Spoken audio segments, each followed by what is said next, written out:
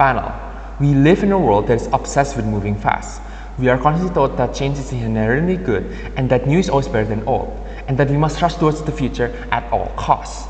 But in this frantic race to modernize and globalize, we are stripping away the very cheat codes of human survival, our cultural traditions. When society runs too fast or looking down, it trips over its own feet. Progress without a past is not progress at all. It is a collective identity crisis. We cannot trade our historical roots for an unstable, fast-paced future that leaves our people isolated and disconnected. Our belief is simple, which is that a government's primary duty is to protect its citizens' psychological safety and identity. A state has no moral right to destroy the cultural roots that give its people meaning just to chase economic growth. Now, to frame this debate, Side Proposition would like to make two things very clear. First, by cultural traditions, we do not mean things such as dead history books. We mean living practices, communal rituals, indigenous languages, family structures, and localized moral values that have kept human communities stable for hundreds of years. Now, secondly, by slowing social progress, we mean intentionally pausing, delaying, or modifying rapid modern reforms and economic policies whenever they directly clash with those traditional values. We are not stopping progress entirely. We are altering its speed to make sure it is sustainable. Today's rapid progress forces selfishness, greed, and conformity. This destroys the community safety nets, widens generation gaps, and leaves people isolated. By treating tradition like a roadblock instead of a foundation, we are trading long-term stability for a shallow, surface-level updates. So, for that reason, our burden of proofs for this debate is that Side Proposition must prove two things. First, we must prove that culture tradition provides a foundational, psychological anchor for human well-being and community strength that rapid social progress can never ever replace. Second, we must prove that slowing down the pace of social progress actually leads to a more stable, cohesive, and healthier society in the long run. Now, how do we implement this priority? For that, Side Proposition brings a clear three-mechanic model framework. First, on policy evaluation. Whenever new social reforms or economic development plans are proposed, they must pass a cultural impact assessment. If a project directly threatens a vital, living cultural tradition, the government will mandate a pause or a slowdown to adapt the policy, ensuring the tradition is preserved while maintaining social progress. Secondly, institutional protection.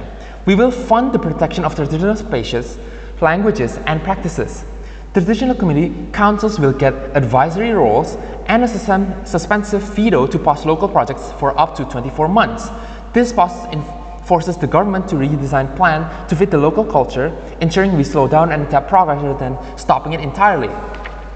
Last but not least, educational integration. National education systems will heavily emphasize local history, traditional values, and cultural practices, teaching the younger generation that their heritage is just as valuable as modern technology. To be clear, we do not tolerate human rights abuses. Our standard is simple. We slow down updates to social and economic structures, like family laws, education, and land ownership. However, we never protect traditional practices that cause direct, non-consensual physical harm. Those are stopped immediately. Now, to prove all of this, Side Proposition brings two concrete arguments. First argument on culture that protects people from loneliness and isolation, and second argument, preventing societal backlash through sustainable, slow progress. Now, first we must acknowledge that this argument is about the government's moral duty to protect human well-being. Human beings are not robots. We cannot function without knowing who we are and where we come from. When the state lets rapid progress destroys culture, it fails its primary job to keep people secure from the inside out. So, first one, extraction. Humans need a deep sense of belonging. Traditions like family, obligations, and neighborhood network act as a real social safety nets. When progress happens too fast, it forces a lifestyle of hyper-competition and individualism. This kills the habit of looking out for each other, causing the community to break apart. Without this traditional safety net, people face hard times completely alone, leading to a massive spike in social isolation. Second, with extraction.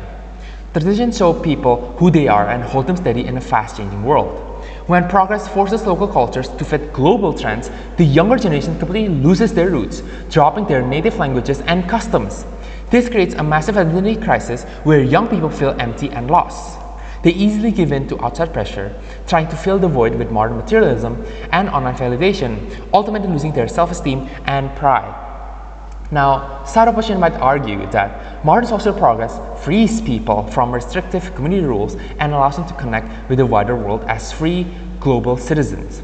We weigh this against the reality of forced independence, an epidemic of isolation. Global freedom is meaningless if you are left identityless, alone, and without a safety net when you fall. But even if their model offers a wider variety of modern options and lifestyle, those choices are completely hollow if the population is miserable and disconnected. A slower pace that protects local pride and keeps communities together is infinitely healthier than a fast transition that leaves a generation emotionally and culturally empty. For my second argument, we must understand that forced rapid change scares people and creates massive division. We cannot have true progress if a country is constantly fighting itself in cultural wars. Now, first point of extraction. Forcing fast changes causes massive instability. Pushing sudden reforms into traditional areas makes people fear their entire way of life is being wiped out. This fear quickly turns into anger, deep division, and aggressive culture wars. So, by protecting culture, we let progress happen slowly and naturally through dialogue. When communities feel respected, they become much more willing to accept gradual updates peacefully. So, second point of extraction, fast social shifts build a huge wall between generations in the same home. When progress happens too quickly, youth values change overnight, leaving elders feeling like complete strangers in their own families. And this destroys mutual respect and breaks family stability because they no longer share any common ground. Slowing down progress lets both generations move forward together on the same page, ensuring that changing the future doesn't tear families apart. Side opposition might argue that we must force rapid updates to quickly fix social problems, and that we should not let the old-fashioned views of elders hold back the urgent needs and freedoms of the youth.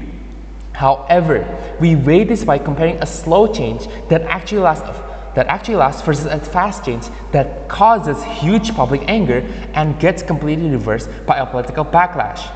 A society where rapid changes destroys family stability and splits children from parents is fundamentally broken from the inside out. No amount of economic growth can compensate for the total collapse of family cohesion. Now, even if some highly beneficial updates take 10 or 20 years longer to be fully accepted under our model, this slow transition is vastly superior.